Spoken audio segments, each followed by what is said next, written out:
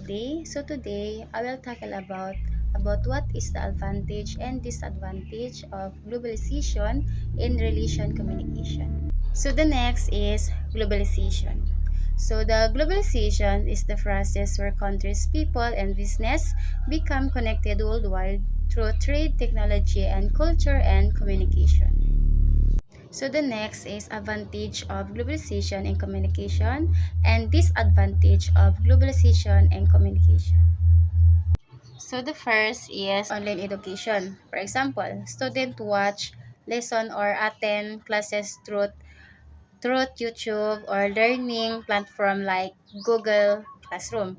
So, yung advantage doon is access to knowledge from different countries.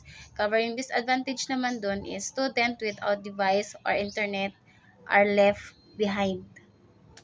So the next is video calls. So for example, families or business using Zoom, Skype, or Google Meet to communicate international. So yung advantage doon is face-to-face communication even when far away. However, yung disadvantage naman doon is required strong internet connection.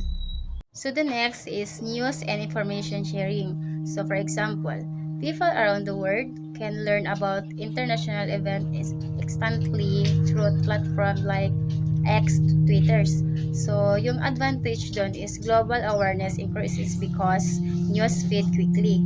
So yung disadvantage yun is rumors and unverified information can spread just as fast. So the next is international education. For example, student can attend online classes from foreign universities or watch education video on YouTube. So this advantage is student gain access to global knowledge and different perspective. Cover yung disadvantage naman is student in areas with low internet may be difficult participating. So the next is online meeting for works. For example, a company in the Philippines can have meeting with employees in Japan or the United States. So using Zoom or Microsoft Teams. So disadvantage is business can collaborate globally without traveling.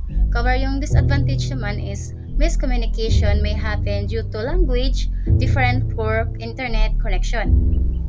So the next is global news sharing. So for example, people learn about world event through X Twitters or TikTok. So yung advantage naman doon is people become news aware of global issues quickly. Cover yung disadvantage naman doon is news may be biased or inaccurate. So the next is disaster communication. For example, during disaster, people share update and ask to help through Facebook or WhatsApp. So yung advantage doon is faster coordination for rescue and aid. So yung disadvantage naman doon is panic may spread and if false information circulate. So the next is social media communication. For example, people communicate worldwide using Facebook, Messenger, and Instagram. And yung advantage doon is easy to stay connecting with friends and family to abroad. And yung disadvantage naman doon is fake news and misinformations can spread quickly. So the last is the international customer service. For example, companies use global communications tools to support customers worldwide. So yung advantage doon is business can serve people from many countries. Covering disadvantage doon is culture misunderstanding may occur.